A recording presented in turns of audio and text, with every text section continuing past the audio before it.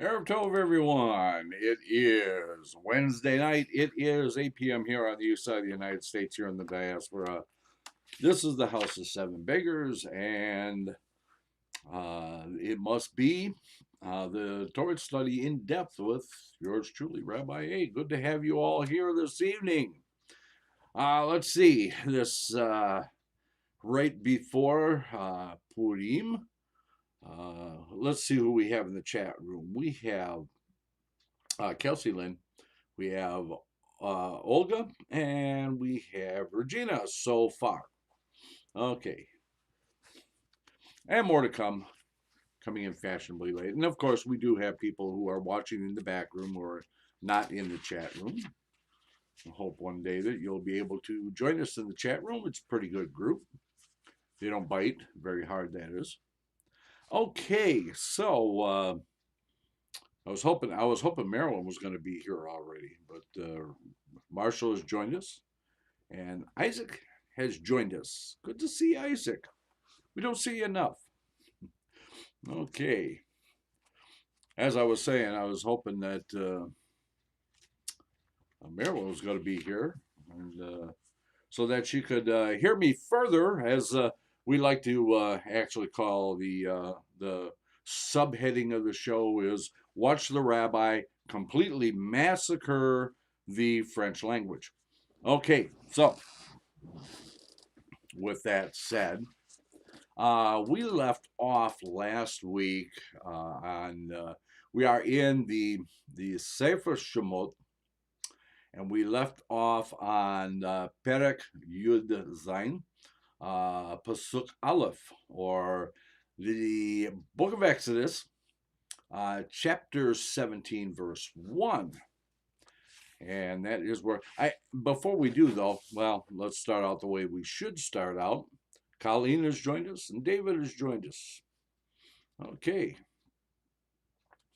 Let's start out with the blessing for the study of Torah. Baruch atah Adonai Eloheinu melech haolam, asher kiddushanu b'mitzvotav v'tzivav, l'sok v'divrei Torah. Okay.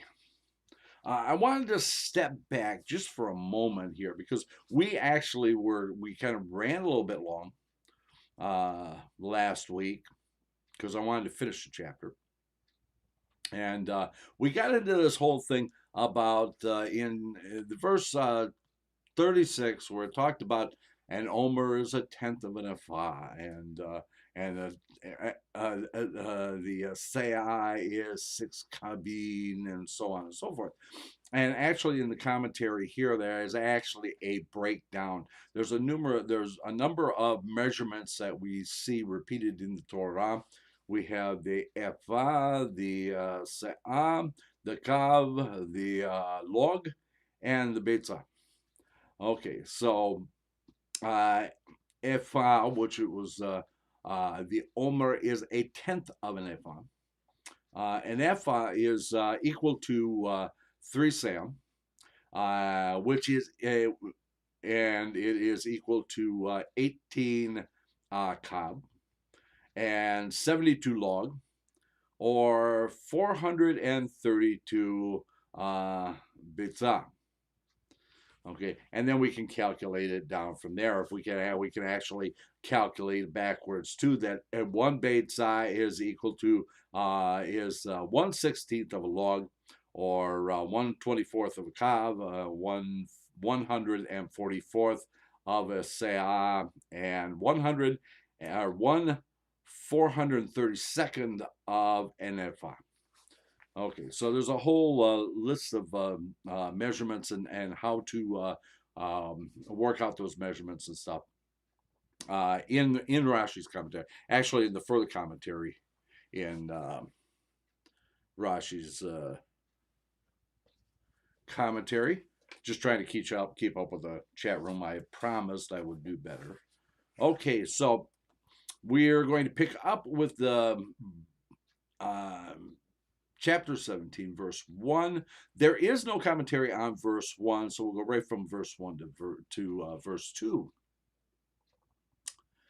The entire assembly of the children of Israel, Bnei Israel, journeyed from the wilderness of Sin to their journeys according to the word of Hashem. They encamped at Rephidim, where there was no water for the people to drink.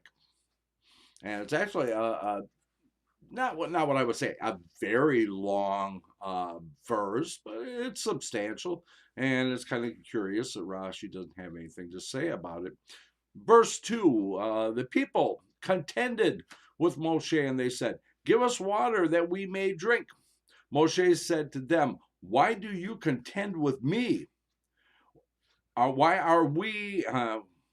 are you testing Hashem?" In other words, why are you complaining to me? If you have a complaint, you're not complaining against me or Aharon. You are complaining against Hashem. So if you're complaining to us, you're really testing Hashem.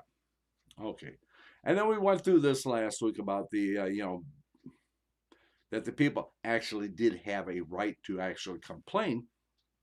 So Rashi goes on to say here, again, very, very little. Why are you testing? By saying, will he be able to give us water in an arid land? And that is about all it says. The further commentary on this one says, it is not until the next verse that the people are described as being thirsty. Here their complaint did not arise from a lack of water, but rather as a test of God.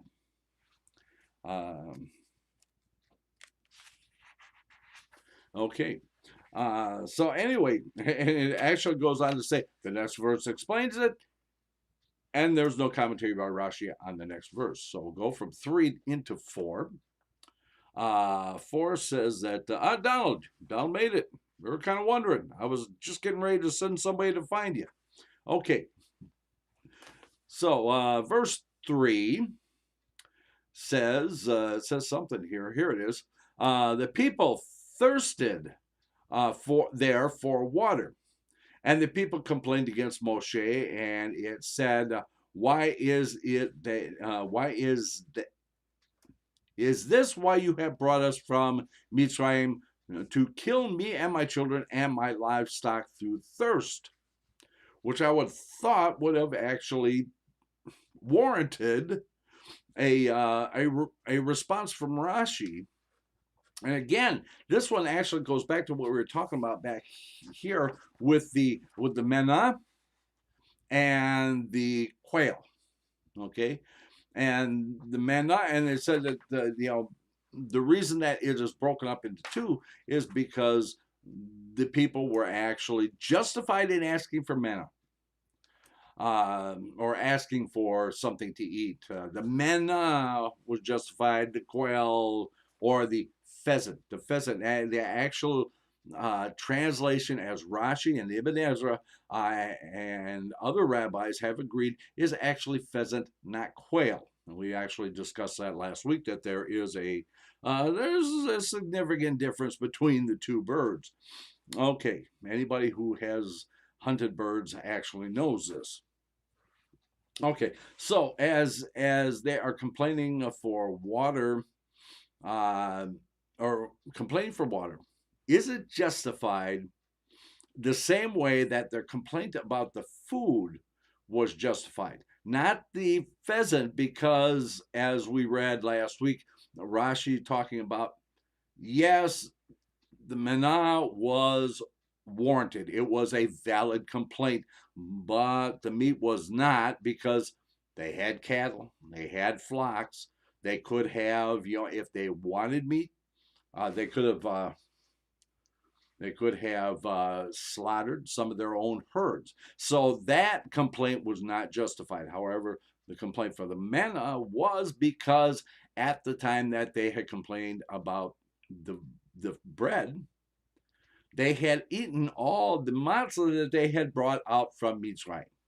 According to Rashi and the rabbis, we find that the day that this actually happened was the day when that bread that they brought out of Mitzrayim had actually been exhausted. Okay, so in this point, here, are we looking at a similar circumstance that that it's not so much the fact that they're asking for water, it's how they're asking for water. Okay, because again, let's go back and read what it says. The people thirsted there for water. Okay, they're thirsty. There is a justification there. And the people complained against Moshe and said, "Why is this that you have brought us up from Egypt to kill me and my children and my livestock through thirst?" Again, unjustified. When they wanted bread, they got manna. All they had to do was ask for it. Did they need to complain in this kind of a manner? No. Okay, so maybe, as I would interpret it, the request for water was actually valid, but the manner of the request was not. Okay, was not justified. Or a big bird now puts. Yeah, let's see. Let's get to. This is kind of like a turkey. Oh, a chicken and a turkey. The turkey is called a large chicken, as I recall. Yeah, yeah, yeah. Fair comparison between a pheasant and a quail. Yeah, a turkey and a quail. Yeah, okay. I'll buy that. I will buy that. Okay, let's go on. Not get too sidetracked here with my own commentary. But let's go on. Verse 4. Moshe cried out to Hashem, saying, "What shall I do for this people? A bit more, and they will stone me." Okay, so Moshe is about to get stoned. Not in the way that you're thinking. Okay, so Rashi goes on to say here, a bit more. If I wait a bit more, they will stone me. Okay, I'm not so sure that needed explaining, but okay. Further commentary says on this one, the verse could have been understood, and this kind of clarifies why he actually says this. The further commentary says the verse could have been understood as saying, "They will stone me in a little while." An unconditional prediction. Okay, so Rashi determines this needs to be clarified, that what they're actually saying, the Hebrew, when you translate the Hebrew into Old French, okay, and then we come to Old French to English, that what the Hebrew is actually saying, and the way it's to be understood, is that if I wait a bit more, they will kill me, or they will stone me. Okay, so we'll go on to verse 5. Hashem said to Moshe, "Pass before the people and take with you some of the elders of Israel, and in your hand take your staff with which you struck the water, and go." Okay, Rashi says here, actually Rashi does have a bit to say about this one. Rashi says, pass before the people and see if they will stone you. Okay, I kind of like that, Oh, come on, Moshe, I think you're exaggerating a bit. I tell you what, go walk among the people, see if they actually stone you. Okay, so why have you uttered slander against my children? Okay, so Hashem is actually taking Moshe to task. It's actually saying, hey, come on, I think you're being, what is the term when you exaggerate? Well, I guess that would be it. Exaggerate. You're exaggerating a bit here. Go ahead and walk through there and see if they actually do stone you. However, why would you say this? Why would you say this? This is my people. Okay, maybe you're a little miffed, but you're speaking slander. You're engaging in lashon hara. Okay, so why do you utter slander against my people?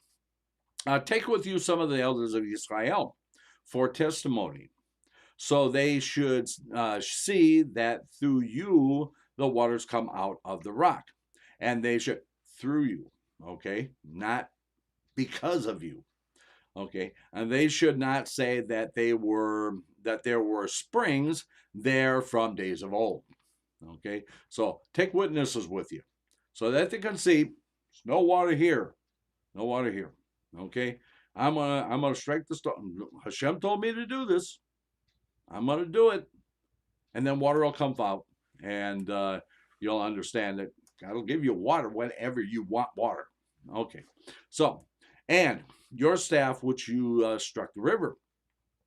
Why does the verse state the apparently unnecessary detail with which you struck the river?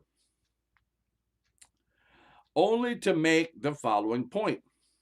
Israel was saying about the staff that it had been readied only for punishment. Remember, because the staff was used in Mitzrayim. Hashem said, stretch your staff over this, strike this with your staff, and so on and so forth. Okay, so he's saying that it was ready only for punishment, so that the people would know it's not just for punishment. It's for whatever purpose Hashem wants it to be. With it, Pharaoh and Egypt were stricken by several plagues in Mitzrayim and at the sea.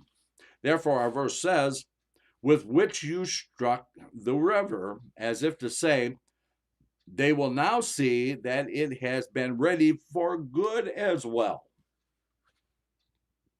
Okay, further commentary on this one as it regards, why do you slander my children?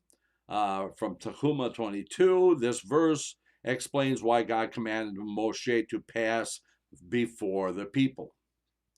Okay, and that's about it. Okay. So we'll go on to verse 6. Yeah.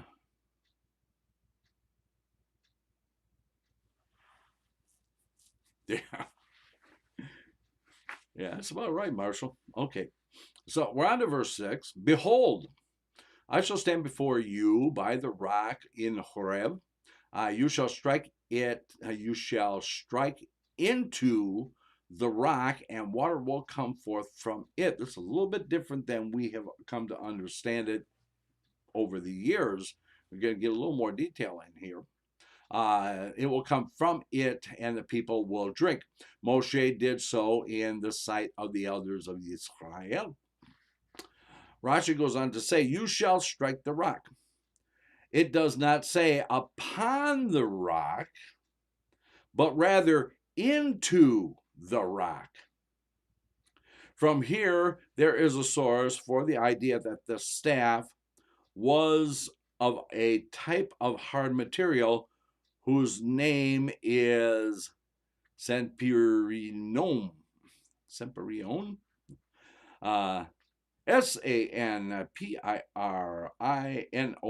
just in case it happens to be Old French. Okay, so, and the rock split before it. Okay, so the further commentary on this one and into the rock says that into the rock implies that the staff penetrated the rock, and that's according to Sefer Zikaron. Okay. So, and again, I'm really surprised there's not a lot more commentary on this, because it is because of this episode that Moshe Rabbeinu was told by Hashem he would not be allowed to come into Eretz Israel. And there's very little commentary on here, but okay. Verse 7. He called the place Masa Umeribah, because of the contention of Bnei Israel, and because of their test of Hashem, saying, is Hashem in our midst or not? Okay. Verse 8. Amalek came, and it's interesting that we're talking about Amalek because we are talking about, this leads right into tomorrow evening when we read the Megillat Esther, when we find out that Haman was actually one of the descendants of Amalek. Okay, so Amalek came and battled Israel and Rephidim. Rashi goes on to say, Amalek came. The Torah juxtaposes this passage that deals with Amalek's attack against Israel with the preceding verse, is Hashem in our midst or not? To say, I am always among you and ready for all your needs. Yet you say, is Hashem in our midst or not? I swear by your lives that as a lesson, the dog, Amalek, will come and bite you, and you will shout to me and know where I am. This is compared to a man who put his son on his shoulder and went on a journey. The son saw an object and said, Father, take the object and give it to me. And the father gave it to him. And so, too, a second time, when the son asked for something, so the third time, they encountered a man. The son said to the man, have you seen my father? His father said to him, do you not know where I am? He cast him down from upon his shoulder, and the dog came and bit him. Okay, so we're there. Bnei Israel is about to get a lesson. Okay, so Marilyn is not here to help you. I know. She blew my whole intro. I was expecting here at the very beginning, because I had a whole joke about massacring old French. I had it all locked and loaded and ready for her, and she didn't show up. Oh well, best laid plans, right? Okay. Further commentary on this one. Actually, there is none. No further commentary on this one, except there's a real, just a reference to Tehuma Yitro 3, Shemot and Shemot Rabbah, chapter 26, verse 2. Go on to chapter 9. Now, Moshe said to Yehoshua, choose men for us and go out, do battle with Amalek. Tomorrow I will stand atop of the hill with the staff of God in my hand. Rashi goes on to say, choose for us, for me and for you. Moshe equated Yehoshua to himself. From this source, the sages said, let the honor of your student be as dear to you as your own, which is something that we read from Tractate Avot, or Pirkei Avot, depending on which way you read it. And from where do we learn the honor of your colleague should be like the reverence for your teacher, as it says, and Aharon said to Moshe, I beseech you, my master. Was Aharon not older than Moshe? Yet he made his colleague like his teacher by referring to him as my master. And from where do we learn the reverence for your teacher should be like the reverence for heaven? For it says that Yehoshua said to Moshe, my master Moshe, make an end to them, that is, annihilate them from the world. They are subject to annihilation. For those who rebel against you are considered as if they had rebelled against the Holy One, blessed be He. Go out and do battle. Go out from the protection of the cloud of glory and do battle with Him. Tomorrow, at the time of war, I will stand atop the hill. Choose men for us, who are mighty and fearing of sin, and that their virtue should aid them. Alternatively, he said, select men for us who know how to neutralize sorcery. For the sons of Amalek were sorcerers. Okay, very interesting section here. Regarding to let the honor of your students be as dear as your own, the further commentary says, referring to Tractate de Vote 412, Rashi here cites that part of the Mishnah that is relevant to our verse. He then continues to expound on the entire Mishnah. The full Mishnah reads, Rabbi Elazar ben Shamuam said, let the honor of your student be as dear to you as your own honor of your colleague, like your reverence for your teacher, and the reverence for your teacher like the reverence for heaven. Okay. With regards to go out and do battle with him. This is from Mechilta Shemot Rabbah 26:3. Get out seems superfluous as we have the verb do battle. Okay. So I would assume, my interpretation would be that, the words go out, do battle. Okay. Go out now and do battle. Okay. It's an imperative. As it regards to, let's see, tomorrow I will stand atop the hill.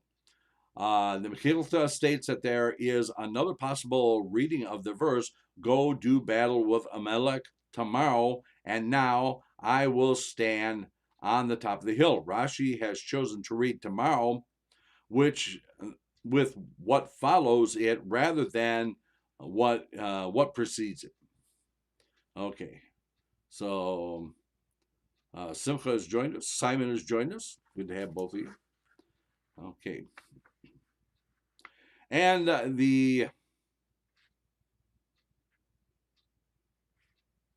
goes to 10. Okay. So we're on to verse 10 now. Yehoshua did as Moshe said to him to do battle with Amalek, and Moshe and Aharon and Hur ascended to the top of the hill. It happened that when Moshe would raise his hand, Israel was stronger, and when he lowered his hand, Amalek was stronger. Okay, Rashi goes on to say here that when Moshe would raise his hand, would the hands of Moshe win the war, etc. As stated in Tractate Rosh Hashanah. And that's all he has to say on it. Hopefully the further commentary will help us out with this. When you, with regard to would the hands of Moshe win the war, etc., the further commentary says it was raising or lowering of Moshe's hands that would determine the tide of battle. Another question left unanswered. And then, as regards the Tractate of Rosh Hashanah, the further commentary says, the Mishnah there reads, and it came to pass, when Moshe would raise his hand, Israel would prevail. Was it Moshe's hands that won the battle or lost the battle? Rather, the Torah teaches you, as long as Israel looked heavenward, and subjected their hearts to their Father in heaven, they would prevail. But when they did not, they would fall. Good lesson. Good lesson. Just a very short verse, but a very powerful lesson there. Okay. Verse 12.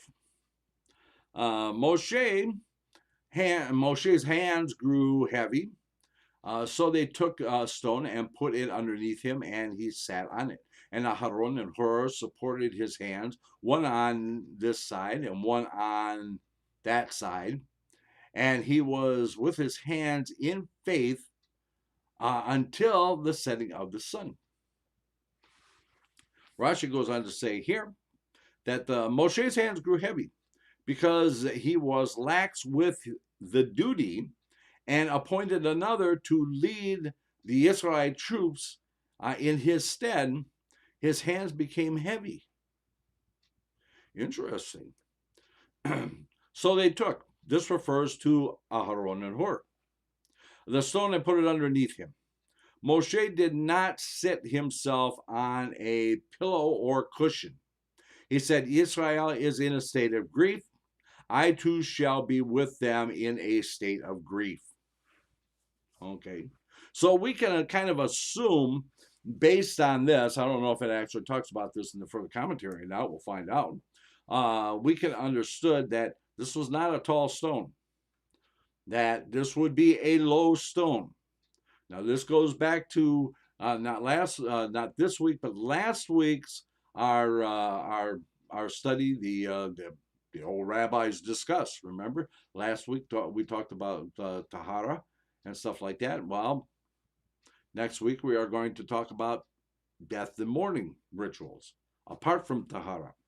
Okay, and we'll find out in there that when a person has lost somebody, that they sit on a low stool, and they don't make themselves comfortable. There's a number of things that they do, but again, we can kind of extrapolate from here that the stone was not a tall stone because of this state of grief. So let's see what the further comment. Oh, well, let's finish up with what Rashi has to say. And he was with his hands in faith. And Moshe was with his hands in faith, spread heavenward in faithful and proper prayer until the setting of the sun. For the Amalekites would calculate the hour through astrology to determine at what time they would be victorious. Moshe made the sun stand in place for them and jumbled the hours. Okay, a lot going on here. So going back to his hands became heavy. The additional commentary on this one from Mechilta. But why did Moshe appoint Yehoshua instead of leading the battle himself? Moshe reasoned, Yehoshua is from the tribe of Ephraim, son of Yosef. And Amalek was a descendant of Esau. And it is written, the house of Yaakov shall be a fire, and the house of Yosef a flame, and the house of Esau into straw, from Obadiah. Thus Amalek, the house of Esau, would fall to Yehoshua of the house of Yosef.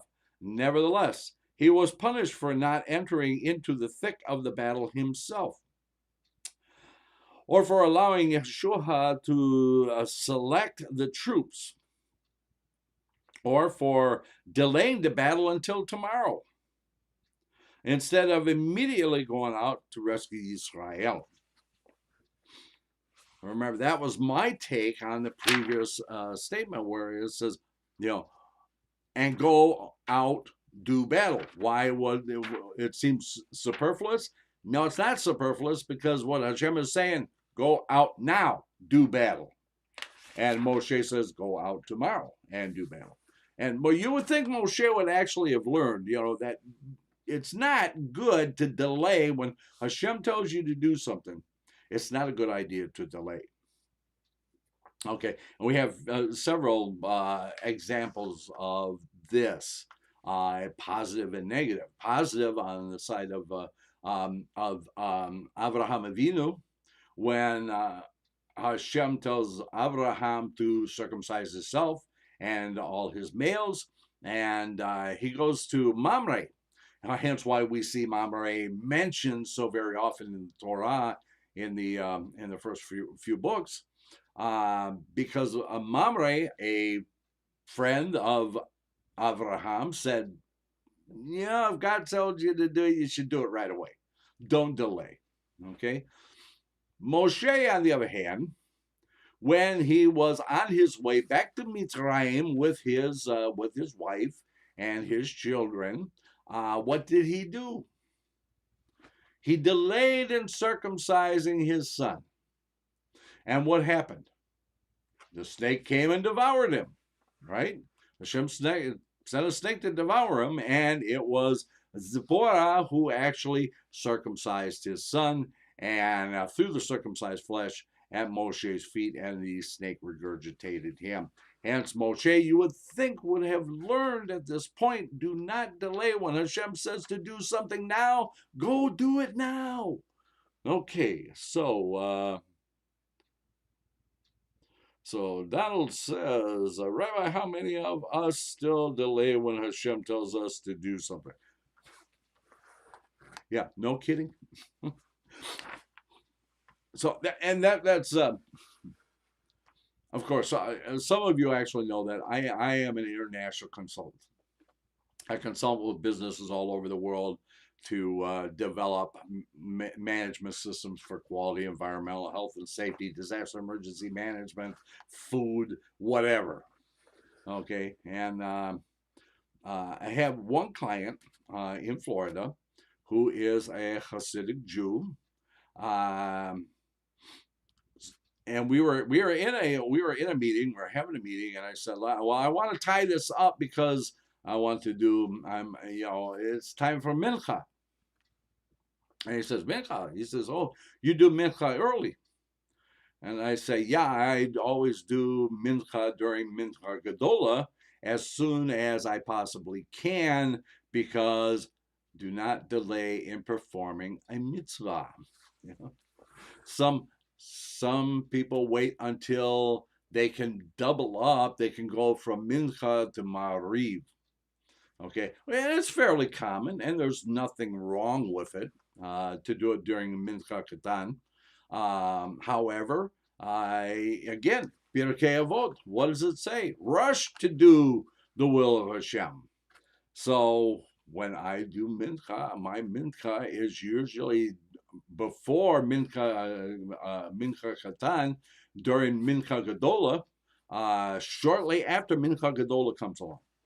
And that's just me, though. That's just me. Okay. So again, in everything, we should always rush to do what Hashem wants us to do. Okay. Where was I? Okay. So let's see. This with reverse or with the in reference to so they took, this refers to Aharon and Hur. The further commentary says they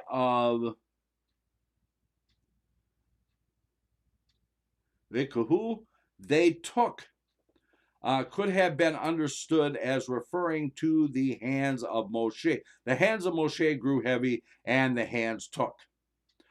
This could be seen as a more likely interpretation than saying that that they refers to Aharon and Hur, because Aharon and Hur had not yet been mentioned by name in the verse. Rashi nonetheless says that they refers to Aharon and Hur because an action such as taking a stone would not be attributed by the verse to the hands, but rather to the people who did the taking. Makes perfect sense, right? Okay. Let's see. With regards to, I want to get to that astrology. Let's see. And Moshe was with his hands in faith. Further commentary says, literally, the verse reads, and he was his hands faith. This is unintelligible. Wow, I actually got that one pronounced right. Okay. Nor can we assume that the verse says, and the hands were faith, because he is singular and cannot have the plural Yedev, his hands, as its subject. Rashi explains that Moshe is the implicit subject of the singular verb. Okay.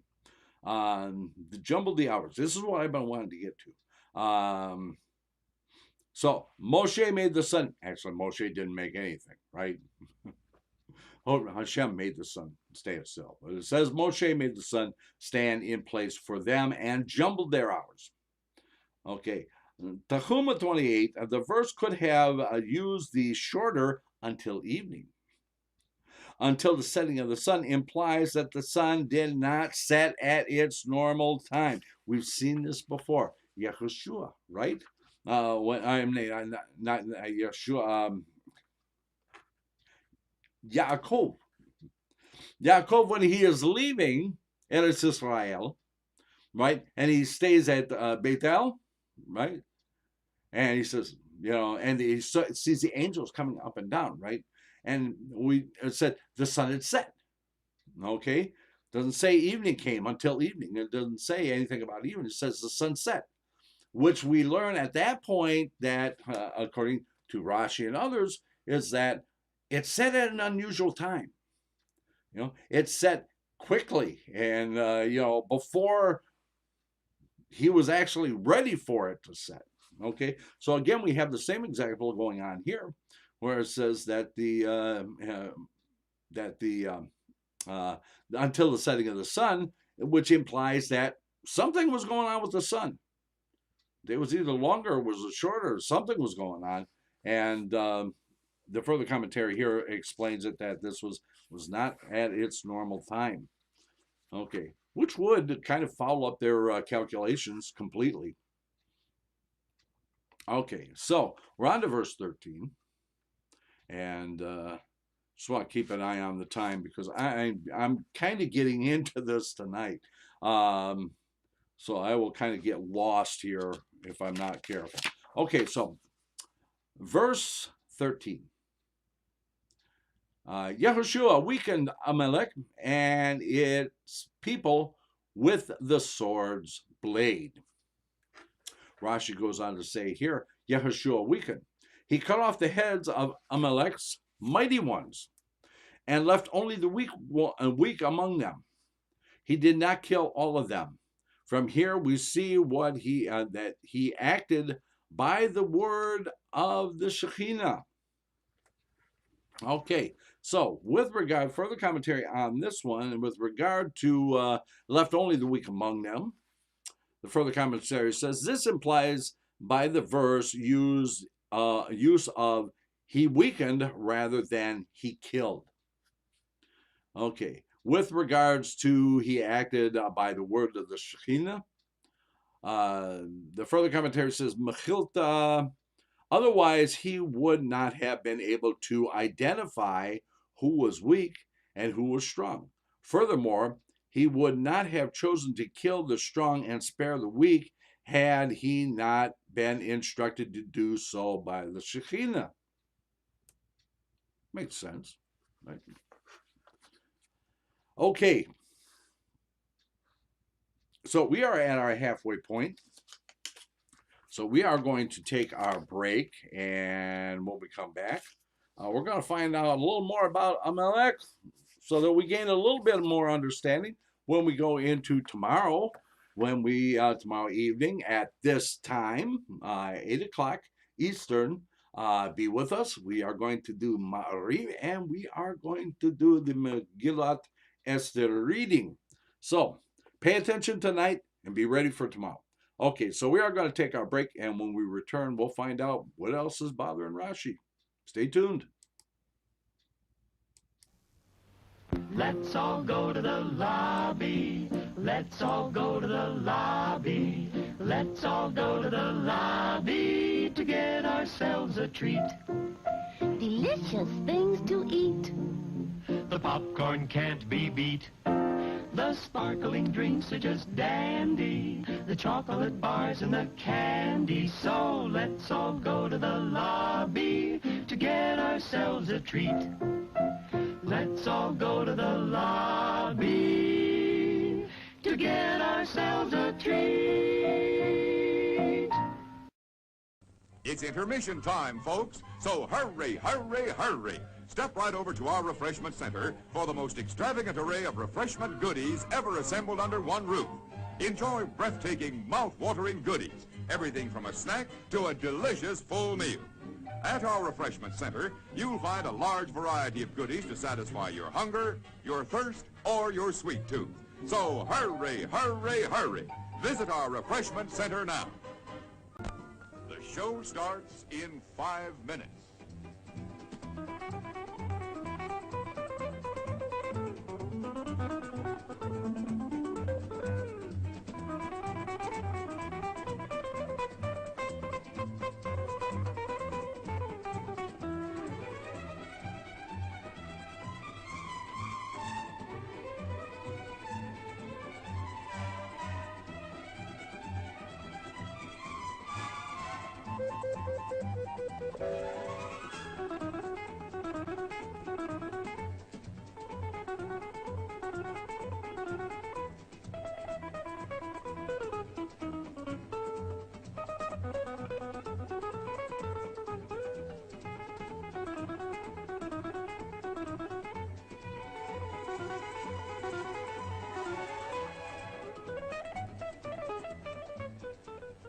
The show starts in 4 minutes.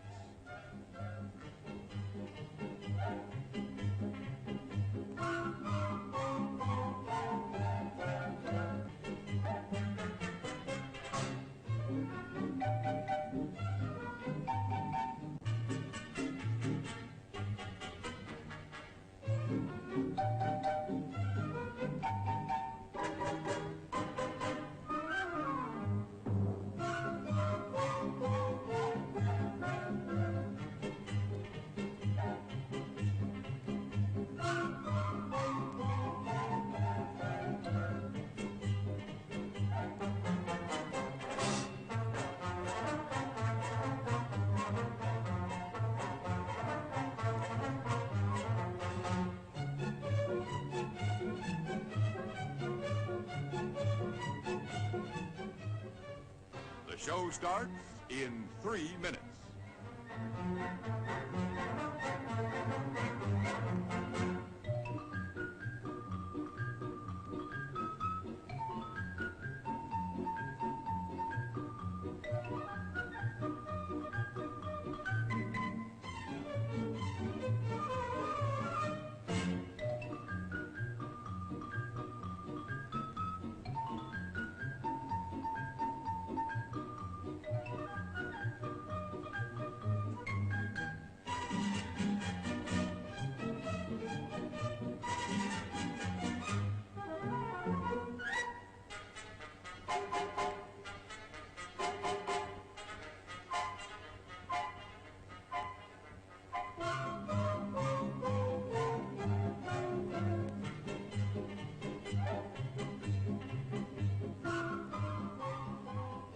The show starts in 2 minutes.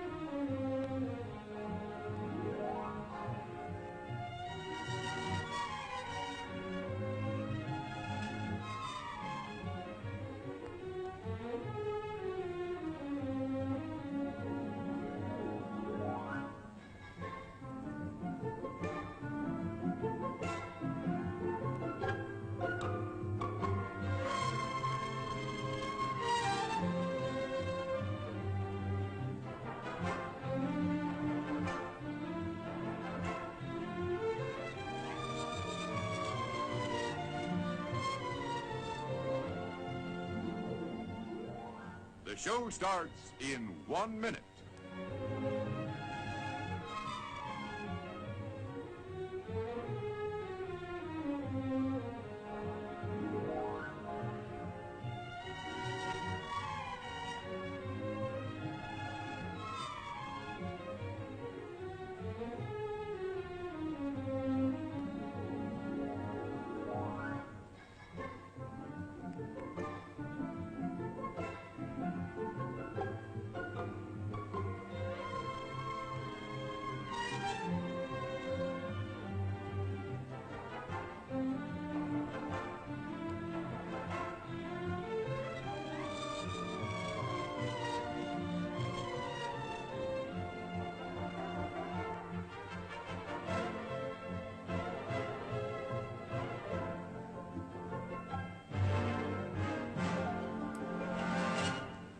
And now, on with the show.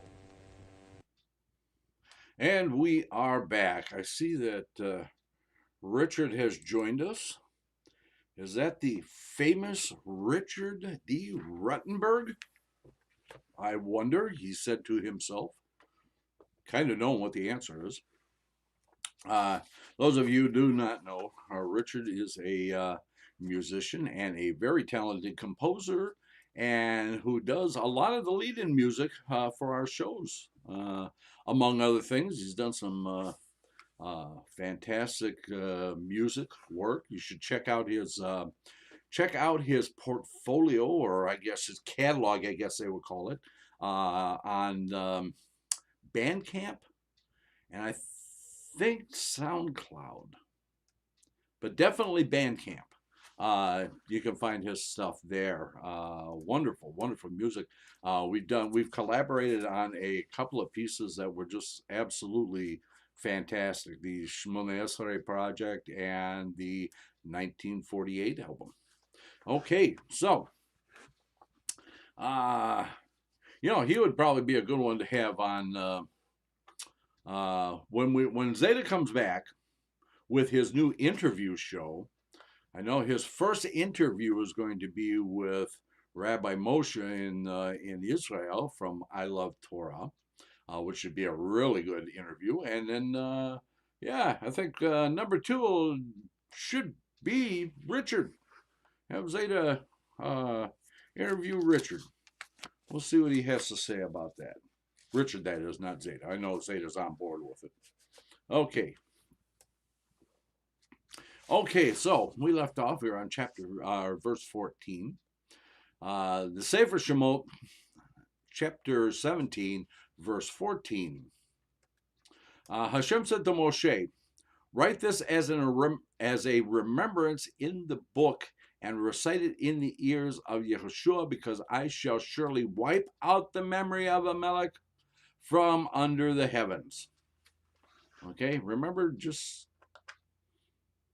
we just had it, Parshas Zachor, right? Remember what Amalek did to you on the way. Okay, so Rashi goes on to say, write this as a remembrance that Amalek came to confront Israel before all the other nations, and recite it in the ears of Yehoshua, the one who brings Israel into the land of Israel, but Eretz Israel. Moshe is instructed to specifically tell Yehoshua of the onslaught by Amalek, so that Yehoshua should command Israel to pay Amalek their just due. Here it was hinted to Moshe that Yehoshua would bring Israel into the land of Israel. Okay. Donald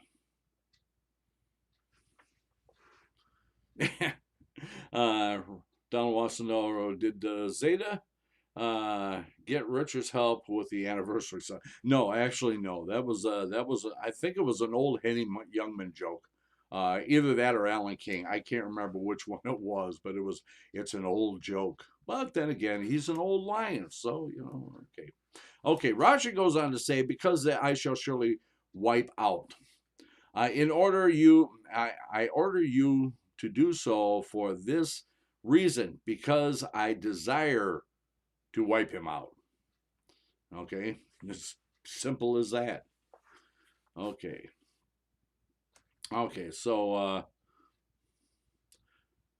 the further commentary says, the further commentary on this one says, in relation to that Amalek came and confronted Israel before all the other nations, from Tehuma Tzitzeh 9, the remembrance does not refer to the end of the verse that I will wipe out the memory of Amalek. That would not be referred to as a remembrance. The remembrance refers to an event that took place in the past, when Israel was just coming out of Mitzrayim. Who attacked them at the rear? Amalek, right? Okay, so this is the second appearance of Amalek being a thorn in the side. And Marilyn, you should have been here earlier. I had one already locked and loaded about massacring French at the very beginning of the show, and you weren't here, and the joke just kind of fizzled. What can I say? Okay, so with regards to I shall surely, I did, because I desire to wipe him out. The further commentator says, Rashi explains that ki here means because. This conforms with the opinion above of that zot, this, of write this as a remembrance refers to the villainy of Amalek. Moshe is to write of Amalek's villainy and remind Yehoshua of it because I want Amalek wiped out. If this had reference to the end of the verse, ki would have been interpreted differently, that I will wipe out. Okay. Moving on to verse 15. Moshe built an altar and he called its name Hashem is my miracle. And he said, for there is a hand on the throne of God. Hashem maintains a war against Amalek from generation to generation. Okay, so Rashi says, and he said. That is, Moshe said. For there is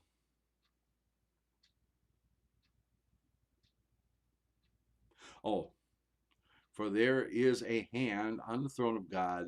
Hashem maintains a war with Amalek from generation to generation. Okay, with reference to, Rashi says, and there is a hand on the throne of God. The hand of the Holy One, blessed is He, is raised to swear by His throne that there will be a war of animosity on His part against Amalek eternally. What is the meaning of the abbreviation of the spelling case for throne? And it does not say kisei, as it is commonly spelled. And also the divine name is divided in half. The implication of these two shortened words is as follows. The Holy One, blessed is He, swore that His name is not whole, nor His throne whole, until the name of Amalek will be completely eradicated. And when Amalek's name will be eradicated, the name will be whole, and the throne will be whole. As it says, the eternal swords of the enemy have come to an end. This verse, though, is use of eternal is referring to Amalek, of whom it is written, and his wrath is kept eternally. The verse in Tehillah, the Tehillim goes on to say, and you will uproot, and you have uprooted cities.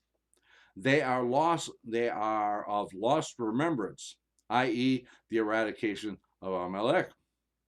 What does it say afterwards? And Hashem will sit eternally. Behold, after eradication of Amalek, the name is complete, as the verse uses the four-letter name, the Yud-Heh-Vav-Heh. The verse goes on to say, He readies His throne for judgment. Behold, the throne is complete, as the verse uses the full spelling of the word for throne, kisei.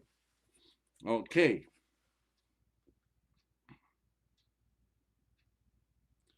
Yeah, the first, the full spelling would be kisei Hashem in Yirmiyahu chapter 3, verse 17.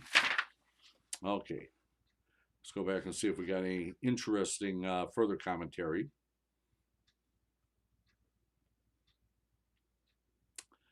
Let's see. With referred to, and he said, that is Moshe said. The further commentary says it is God speaking in reaction to Moshe's naming of the altar, as may be implied by the word Vayomer. And he said, rather, it was Moshe who continued speaking. And that's it. That brings us to the end of the parsha, the Beshalach. And now we will go, actually, I think what we will do, we're going to pause here. We'll pick up Yitro next week. But while we are here, let's go to our little Midrash says. So I didn't realize we were going to get through this evening, or I would have had this out already, so excuse me for a moment.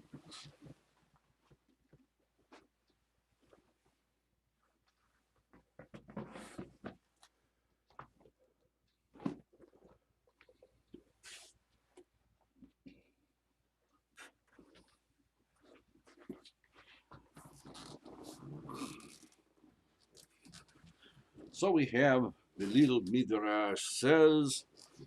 I love these books. These are just wonderful little books. Okay, so let's go through what the little Midrash says about Parsha Beshalach. Okay.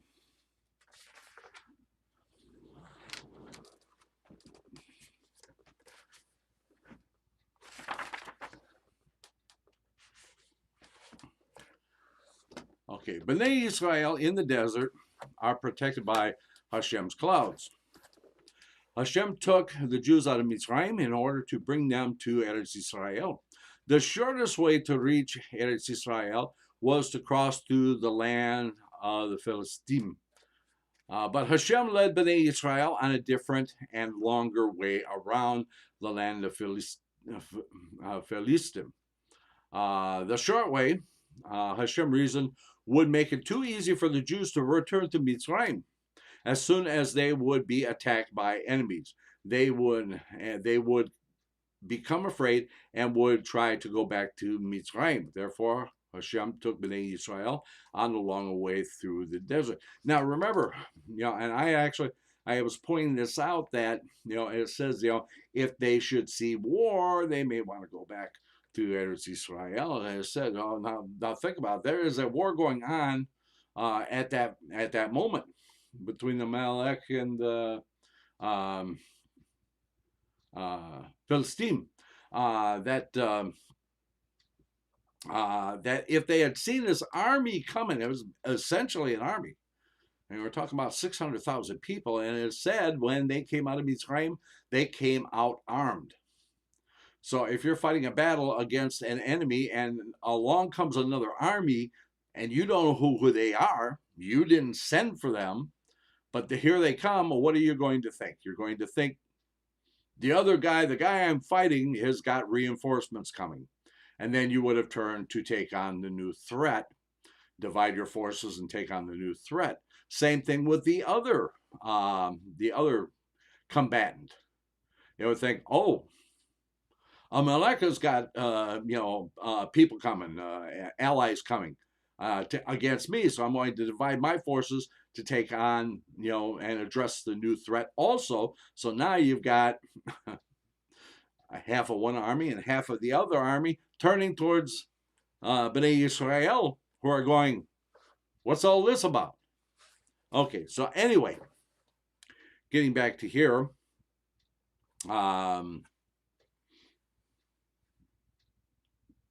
Okay, so there's a little map in here which shows what the direct route would have been. So you can see the straight line, that very short line that goes from Mitzrayim to Eretz Israel, is the short way.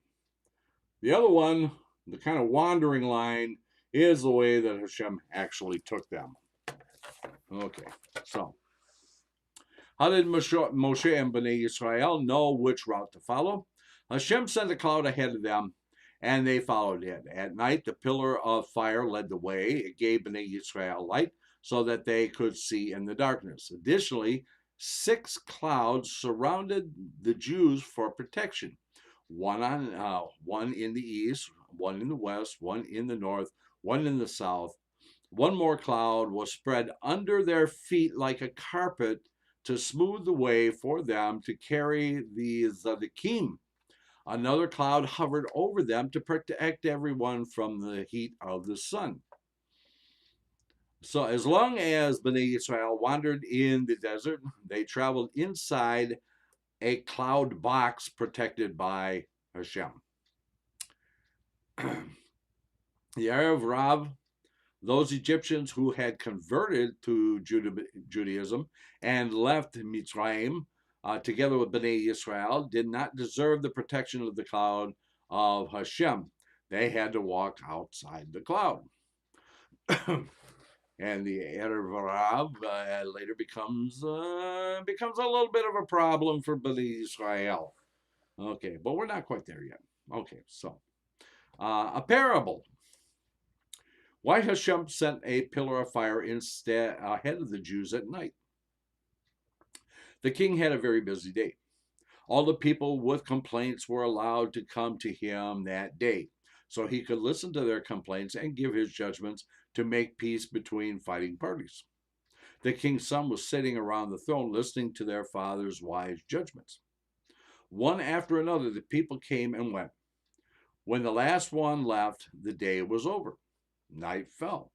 The courtroom was getting dark. The king arose, lit a lantern, and held it for his sons so that they should find their way out of the room. All the nobles and servants rushed forward. Don't trouble yourself to hold the lantern for your sons, your majesty, they called out. We will do it. The king replied, I don't hold the lantern for my sons because I have no servants who will do it. I know that you are all ready to carry it instead of me. I am holding it myself because I wish to show how greatly I love my sons. Then you will give them the proper respect. A nice little parable. Similarly, Hashem sent his fiery cloud in front of Bnei Israel in the desert. We may say that he carried a lantern for them. He did this in order to show the nations how much he loves the Jews. Hashem hoped that the nations would then give the Jews proper honor and respect. And we say, oh, well, that worked out. Okay. Pharaoh chases after Bnei Israel. After Bnei Israel went out of Mitzrayim, Pharaoh and his servants were stricken with regret. Buyer's remorse, right? What a mistake we made to agree to all the Jewish slaves leaving, they cried. Now they have our gold and our silver too. Pharaoh's first thought was to chase after Bnei Israel, but he hesitated. After all, he and his people had just gone through 10 terrible plagues. Hashem, however, strengthened Pharaoh in his decision to chase after Bnei Israel because he wanted Pharaoh's army to drown in the Yam Suf. This would be the final punishment for the cruelty of Pharaoh and the Egyptians for having mercilessly drowned the Jewish baby boys in the Nile River. Hashem therefore commanded Moshe, tell Bnei Israel to turn around and begin traveling toward Mitzrayim again, so that Pharaoh will think that they have lost their way, and he will chase after them. This is exactly what happened. As soon as Pharaoh heard that the Jews were again coming closer to Mitzrayim, he called his generals and his army. The Jews are traveling in circles, he exclaimed. They seem to be lost. Quick, let us chase after them. I will ride at the head of the army. We had a whole discussion about that,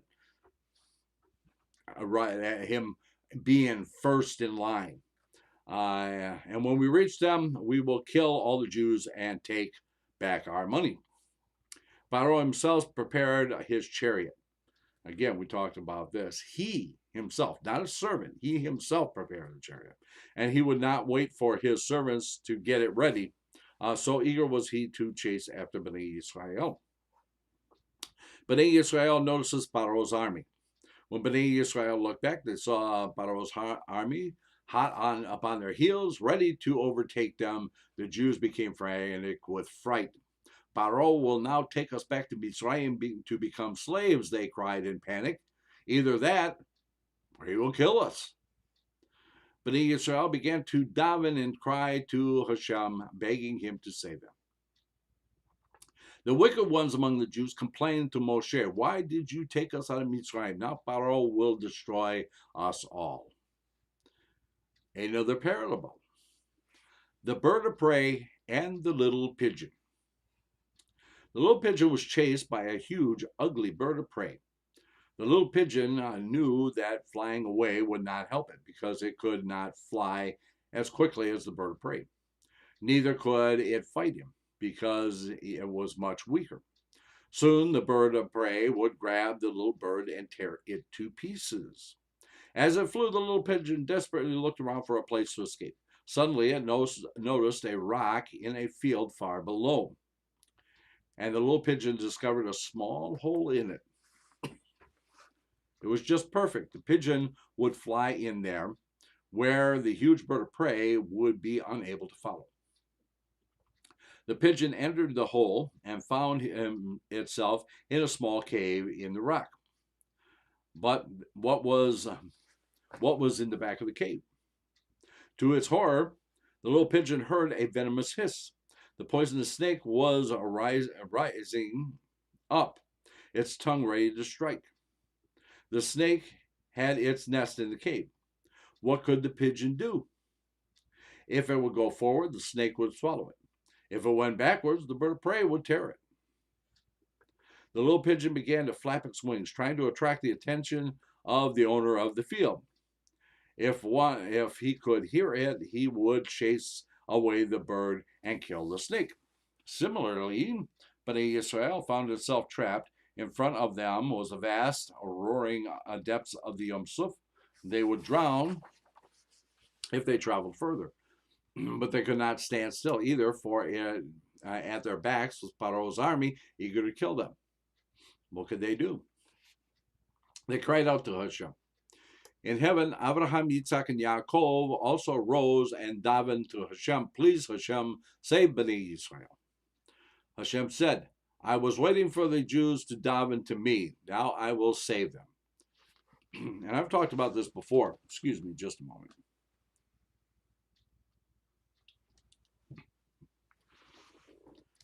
And we see this time and time again, and a lot of people don't get it. I'm going to tell you again. Okay? Hashem only acts when we act first. We have to do something to merit Hashem acting on our behalf. Hence why he waited for the Jews to daven to him so that they would merit to be saved. Okay.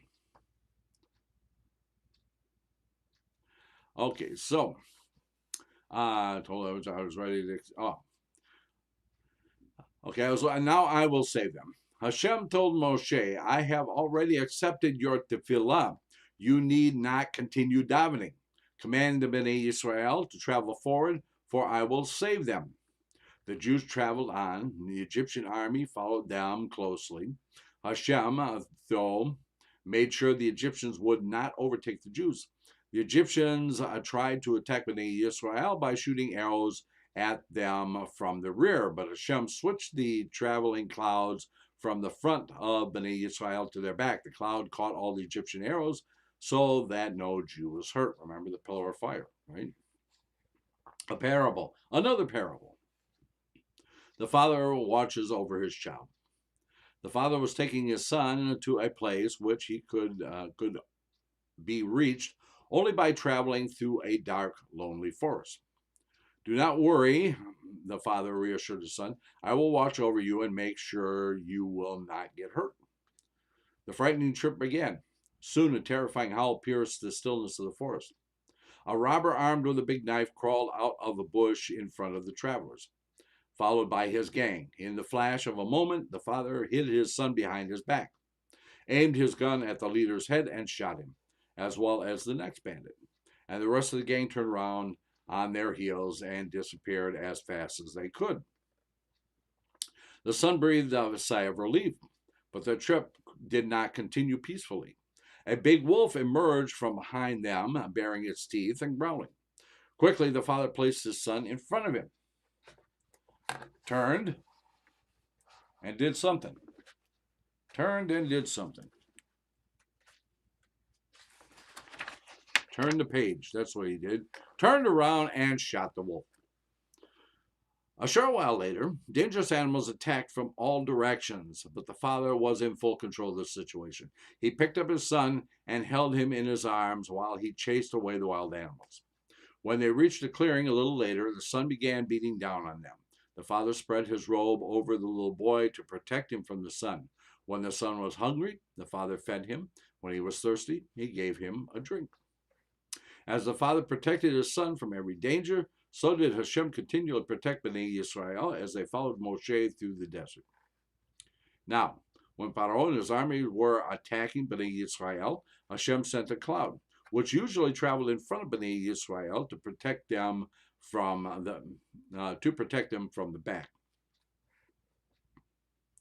Kiryat Yam Suf, Hashem splits the sea, and Bnei Israel crosses safely. When Bnei Israel almost reached the Yam Suf, Moshe commanded them in Hashem's name, travel further. Hashem will perform a miracle and the sea will dry up. Meanwhile, though, huge waves rolled toward the beach. The sea was wild as ever.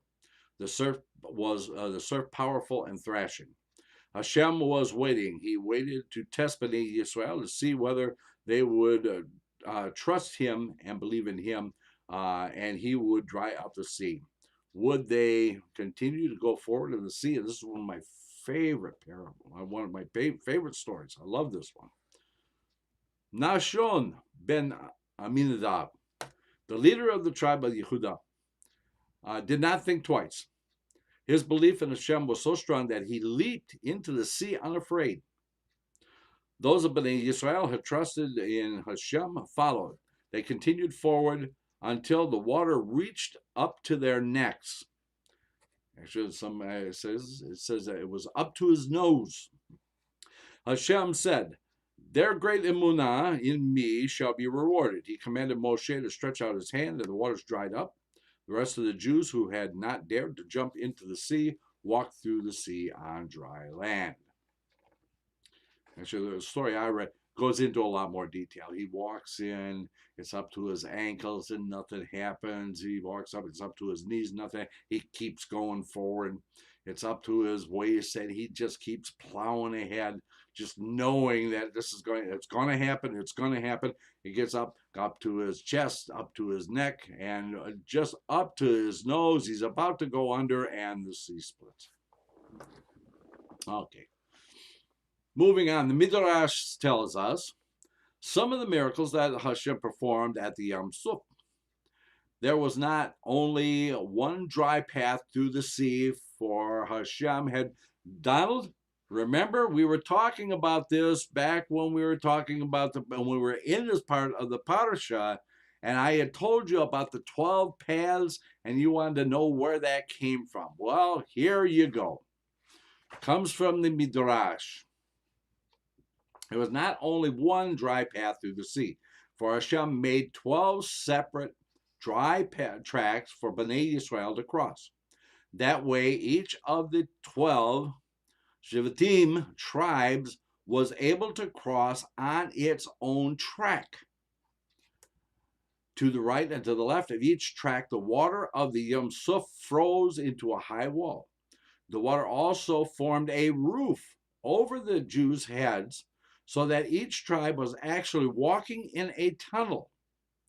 The walls and the roof of the tunnels protected Bnei Israel from the arrows of the Egyptians. Hashem also appointed special angels to stand by the tunnels of ice to watch over Bnei Israel, to make sure that none of them would be harmed while crossing. Okay, and what if a Jewish child would become thirsty while passing through the Yam Suf? As soon as he asked for water, the frozen wall of water next to him opened up, and a spring of fresh drinking water gushed out for it. After the child had finished drinking, the spring turned back into ice. And if a child became hungry and began to cry, another miracle happened. The walls of the Yam Suf suddenly brought forth an apple or a pomegranate, or whatever the child desired. The mother stretched out her hand, took the fruit, gave it to the child, and you may be sure he began to smile and enjoy the rest of the trip through the Yam Suf. All the Jews crossed safely. Okay, Pharaoh and his army drowned. Meanwhile, Pharaoh's army was moving closer to the sea. The Egyptians traveled through the shower of hail and burning coals thrown by Hashem to confuse them. The first Egyptian soldiers entered the sea right behind the Bnei Israel. For them, the sea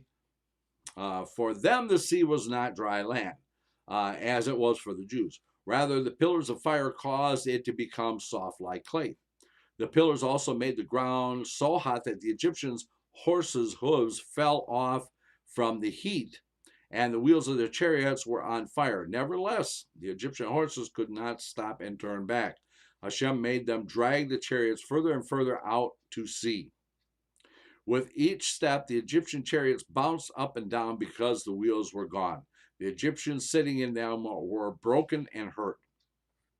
Let's get out of here, they screamed. Hashem is fighting for the Jews. But as much as they wanted to turn the chariots around to retreat, they could not. Hashem kept the horses moving onward, dragging the Egyptians to a miserable end. When the last of the Jews stepped out of the tunnels and all the Egyptians were in the sea, Hashem commanded Moshe, stretch out your hand. When Moshe did so, the waters that had formed the solid walls for the Jews melted and poured back into the sea. It gushed over the Egyptians, over their chariots, and over their horses. The Egyptians were shaken out of their chariots, off of their horses, and they turned upside down into the water. At the same time the Egyptians fell in the water, the Egyptians who had remained on the land in the land of Mitzrayim were also punished by Hashem. How? Many of them were drowned by the Nile River. The Midrash explains, what did Paro drown in the Yom Suf? There are different opinions in the Midrash as to whether or not Paro drowned in the Yom Suf. According to one opinion, Paro was the last of all the Egyptians to tumble into the Yom Suf. According to this opinion, the angel Gabriel flew down and kept Paro alive under the water for 50 days so that he suffered terribly. In this way, he was punished for his mocking words, "Who is Hashem that I should listen to him?" Since the word "me," who, has the numerical value of 50, Paro's punishment in the sea was prolonged for 50 days before he died. According to a different opinion, Hashem saved Paro from death. Even though Paro had at first made fun of Hashem and asked, "Who is Hashem that I should obey him?" he did teshuvah when he saw his army drown. When he fell into the Yom Suf, he called out, Mi chamocha be'elim Hashem. Who among the mighty ones is like you, Hashem? When Hashem saw that Paro had done teshuvah, he said, I will save him, and he will tell all the people in the world about my great strength and the miracles that I have performed. Hashem sent an angel to pull Paro out of the water. The angel brought Paro to the city called Nineveh, where he later became the king and led all the people to do the teshuvah. Yonah, right? The Midrash concludes, both opinions are true. First, Hashem made Paro suffer and drown. He sank underwater and was covered by it. But God saved him before he died. Bnei Israel sing a shirah, a song of thanks at the Yom Suf. The day the Egyptians drowned was the 7th day after Bnei Israel left Mitzrayim.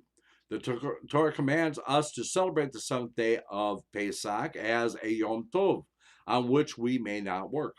On that day, the Jews finally were completely freed of the Egyptians' tyranny. Till then, they were still in danger of being destroyed by Paro's army. When Bnei Israel saw Hashem's wonderful miracle and realized how they had been saved and the Egyptians punished, they trusted Hashem and Moshe with even greater trust than before. Hashem gave them a Ruach HaKodesh, prophecy, and they all sang a shirah, a song of praise to Hashem. It begins, I will sing to Hashem because he is very great. He threw horse and rider into the sea. It ends with the words, Hashem will rule forever and ever. Just as he punished the Egyptians, so will he punish all those who rebel against him, and he will save those who listen to him. The women sang and danced separately. At the Yom Suf, Bnei Yisrael became even richer than they had been when they left Egypt.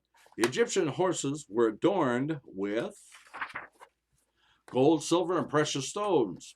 Hashem made the sea wash all the precious metals and stones up onto the shore, and Bnei Yisrael collected all the valuable ornaments. Okay.